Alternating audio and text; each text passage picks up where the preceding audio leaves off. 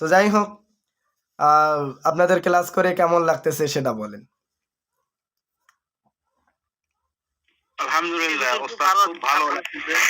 এর চাইতে ভালো ক্লাস কেমনে হবে? এটাই তো আলহামদুলিল্লাহ। আচ্ছা আলহামদুলিল্লাহ ওস্তাদ। আচ্ছা, এখন কথা হইল ওই যে নিহাল সাহেব। আসলে আমি জি বলেন বলেন। বলবো হযরত? জি বলেন, আপনি বলেন। হযরত আসলে আমি কথা না বলে পারলাম না। আসলে আপনার মন যে এত বড় আমি বুঝতে পারিনি। আমি আমার বিবি সাহেব যখন আপনার ভিডিও দেখি, তখন আমি উনাকে বলতেছিলাম যে আমি হযরতের কাছে ক্লাস করবো। আবার কেমন জানি মন টানতেছে, আবার মনে হচ্ছে যেন এখান থেকে কিছু পাবো। তো উনি বলছে, "তুমি মোদাব্বিরি করো, তোমার ইউটিউব চ্যানেল আছে, আবার এর কাছে যাবা। হুজুরে কোন মাইন্ডে না কোন মাইন্ডে দেখে, দুনিয়ার কারে বিশ্বাস করো?" মানে আমি বলছি যারা আলেম হয়, মানে যারা আল্লাহ সন্তুষ্টির জন্য কাজ করে, তারা কখনো অপরের খারাপ চায় না। তো আমার মনে হচ্ছে ওনার মনটা অনেক বড়।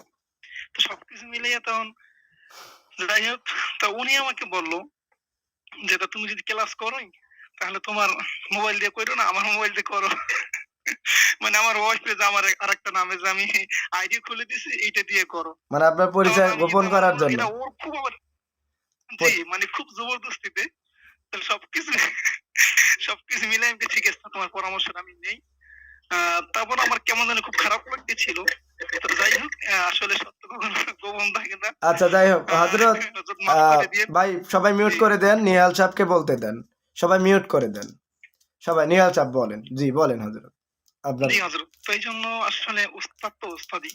হ্যাঁ? ওস্তাদের মতনই দেখতে হয়। এটা আমার কাছে আমার নিজেও খুব লজ্জিত এবং খুব খারাপ লাগতেছিল। আর অবশ্যই আমি পার্সোনাল আপনাকে বলতাম, হুজুর আমার নাম হচ্ছে নোমান। অনেক আগে আমার একটা ইউটিউব চ্যানেল ছিল। সেটা বর্তমানে ৪-৫ হাজার সাবস্ক্রাইবার আছে। ওই চ্যানেলটা এখন আমি আর চালাই না। নতুন করে একটা খুলছি, সেটা মোটামুটি ১৮০০-১৯০০ সাবস্ক্রাইবার আছে। তো অনেক রোগী আছে। তো আমি কাজ যতই করতেছিলাম, আমি মনে, মনে আমি খুব খুঁজতেছিলাম যে আসলে আরো এই সম্পর্কে বিদ্যা কোথায় পাওয়া যায়? আমার অনেক শেখা দরকার। আমার কাছে অনেক মানুষ আসে, আমি আজও পর্যন্ত কাউকে শিখাইনি।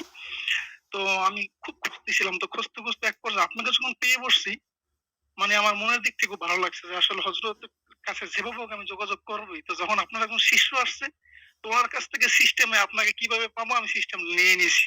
আচ্ছা এই আপনার সাথে যোগাযোগ করা। উনি আসছে আমার কাছে, কিন্তু আমি আমার ফায়দা অর্জন করছি ওনাকে দিয়া। যাই এই হোক। হচ্ছে আমার কথা হযরত।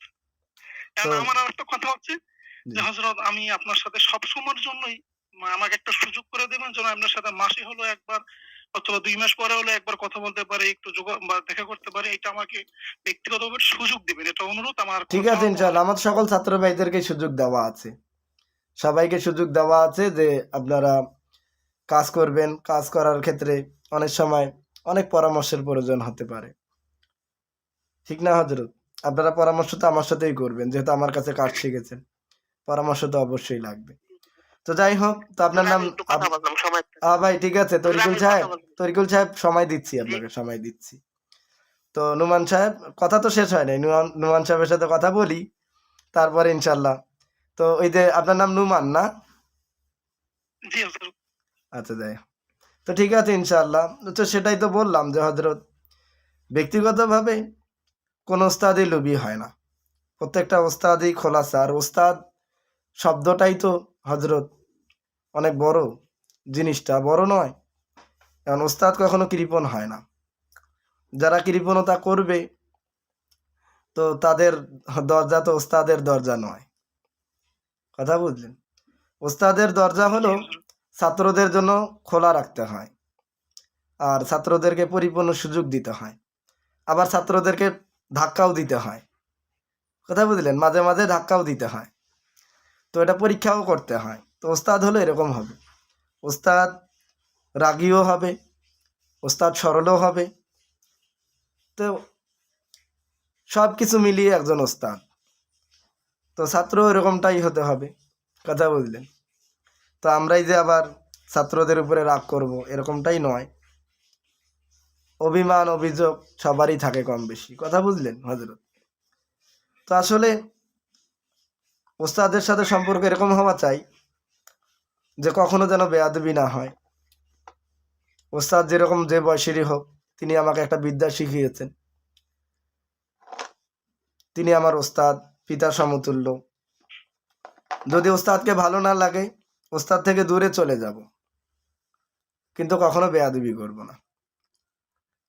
কথা বুঝলেন? ইমাম গাজ্জালি বলেন যে তোমার মুরব্বি যদি বেঈমান হয়ে যায়, কাফের হয়ে যায়, কেউ মিউট খইলেন না। কোনো তোমার শায়েখ যদি কাফের বেঈমান হয়ে যায়, তাহলে তুমি তোমার ওস্তাদ থেকে দূরে চলে যাও, কিন্তু তোমার ওস্তাদের বিরোধিতা করো না, তোমার ওস্তাদের সাথে বেয়াদবি করো না। যদি তেনার কারণে মানুষ গোমরাহ হয়ে যায়, তাহলে সেটা প্রচার করে দাও যে সেখানে তোমরা যাও না, গোমরাহ হয়ে যাইবা। কিন্তু এরপরও বেয়াদবি করা যাবে না।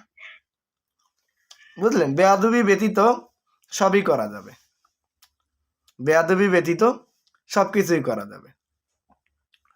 তো যাই হোক হজরত, তো যেটা বলতেছি, ক্লাস তো করলেন, তাহলে আমি তো আপনার পরিচয় জানি না হজরত, আমি তো আপনার পরিচয় জানতাম না, আপনার ইউটিউব চ্যানেল আছে। যাক আলহামদুলিল্লাহ, যেহেতু তদবির করার যোগ্যতা আছে, তো ক্লাস করে কেমন লাগতেছে বা মনে কি মনে হচ্ছে? হযরত আলহামদুলিল্লাহ ভালো লাগতেছে। আশা করি সবাই যদি শেষ পর্যন্ত মনোযোগ সহকারে ক্লাস করতে পারে, তো আমার বিশ্বাস কেউ মাহরুম হবেন না। অনেক কিছু পেয়ে যাবেন নিজের অজান্তেই যদি মনোযোগ দিতে পারে। এটা আমি আশা করি আরকি, এবং আমি নিজেও আমার ভালো লাগতেছে অনেক। যাক শুক্রিয়া হজরত। তো ঠিক আছে ইনশাল্লাহ।